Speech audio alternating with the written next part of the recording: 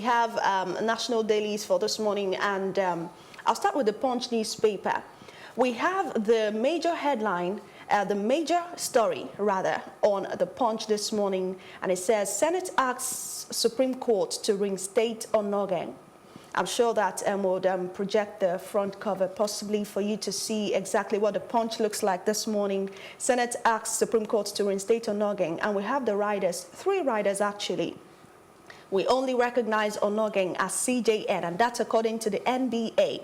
Lawyers to boycott courts today and tomorrow. Now, that's something I know that a lot of people are worried about. Now, we also have CCT suspends Onnoghen's trial indefinitely. And at the above the masthead on the paper this morning, we have a rising debt profile bad for economy, and that's according to Senate panel. That story is on page 23 of the paper. And below that, we have budget. A Lagos Assembly moves against Ambode, where the rider may commence impeachment process, and that's on page 37. Just beside that, we have IG sends DRG nominees and names to Police Service Commission, and that's also on page 37. We also have on page 39, don't plunge Nigeria into constitutional crisis, Atiku tells Buhari. Let's move straight to the bottom of the front page of the Punch this morning. Labour tackles FG governors over new minimum wage, and that's on page 7. We also have family community leader demands justice for slain Lagos residents, and that's on page 4 and 5. Then we also have FG planning to eliminate me, Autumn alleges. You find that story on page 36 of Punch newspaper this morning. And now flipping to the back page of the Punch, we have the back cover. We have, they said he was a total failure, thinking of you. That's by Ni Akina. So definitely, I'm sure that there are stories that obviously you'd want to comment on. Let's start with you, Sam. What story really hits you hard?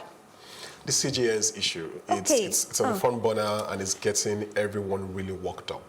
You know, since the story broke on Friday about the moves by the federal government to oust the CJ, you know, tempers have been flying. People have been commenting on both sides of the divide. But for me, I do think that this is a case of the egg and the chicken, and who is taking the high road here. Now, major lawyers, you know, learned members of the bench and the bar have commented. GT Ogunye, Femi Falana, Olisan Bakoba, Chief Robert Clark, they've submitted and made their points. But right now, what everybody is saying is that both sides are wrong in terms of decision they have made. But the question now is, who is going to budge? Who is going to, for the sake of the institution called the judiciary? Because it appears from the look of things, the judiciary is at the mercy of the federal government right now. The federal government is playing God over an arm of government that's supposed to be at par with you. So what I will say, because from my own analysis and from my study of the entire scenario, let the law take its course. It's important that the protests that are going on are being listened to. Don't overestimate and underestimate, rather, the protest and the veracity of this. But we have counter-protests and pro-protests. Some are on the side of the CJN, while some are on the side of the federal government. So don't you think it is balanced, it is even?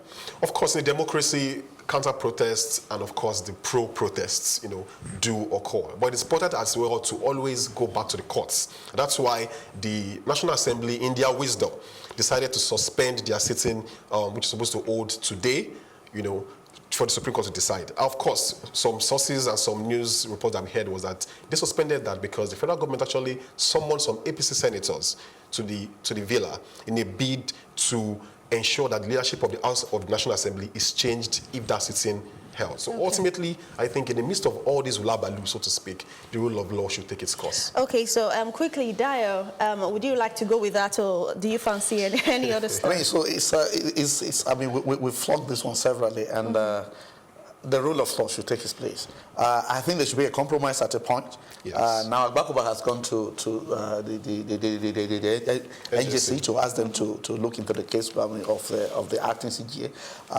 So that one is another one on its own. So you're not even sure what will happen. So I think there should be compromises. Yeah, both sides have goofed. Both the executive and the judiciary have goofed. Let the rule of law take its course, like you said. But whatever happens, we're in a constitutional democracy, and until that constitution is suspended, the right thing should be done. Yeah, whoever is guilty should be guilty, but let the procedure take its place. And on this day, we have the major screamer on the front page, and it says, opposition unrelenting as Senate challenges Onogen's suspension at Supreme Court. That's very much the same, and it's got riders as well. I'm not going to go into all of that because it's very much the same. And just below the masthead, we have Lagos Assembly threatens to remove Ambode. That's really a close call there. But before, above the masthead, rather, we have a business story saying crude oil price drops to $60 over U.S.-China trade dispute, and that's on page 8. And above that, rather, we have bank strategize for increased competition ahead of PSBs. Now let's go to the picture story. We have a picture story saying preparing the judiciary, and just beside that, Dogara, 30,000 naira minimum wage, not enough for workers. And it's got the rider, Labour urges lawmakers to increase pay to 30,000 naira. And below that, on page 6, a PDP heads to appeal court as tribunal upholds a Fayemi's election, and that's in Ekiti State. And at the back cover of this day newspaper for today, the Onogen case and other stories. Well, that's the big story on the back cover. So let me come to you first, Dayo. Which of the stories would you like to jump into? Or the Ambode story. Please do. I mean, so it's the House of Assembly of Lagos State has threatened to impeach Ambode, and people who have been watching the case, we see this coming. But we thought Ambode has pleaded and he has begged the Godfather, and they should be behind him. I mean, a few things we hear that are not on the print or in the news.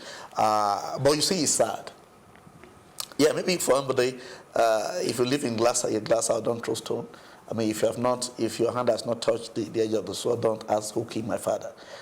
So I think that's all he did, and he's going to pay for it. But for our democracy, you see, the cry has always been, it's one man that has been controlling Lagos State in the last 2 decades. And where is all of this one coming from? What is the offense of Ambode? He has not approved, he has not presented a budget or something. Have you given him the opportunity? He's been trying for a couple of days, a couple of weeks now. Have you given him the opportunity to actually meet with the assembly? And has all the states in Nigeria presented their budget?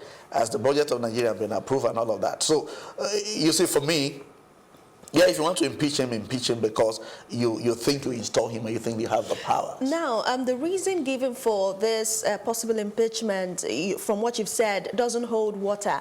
But then, looking at it on the other hand, isn't it too late in the day since the election is almost here? So should it even be bothered in the first place? I think it's just to punish somebody. I mean...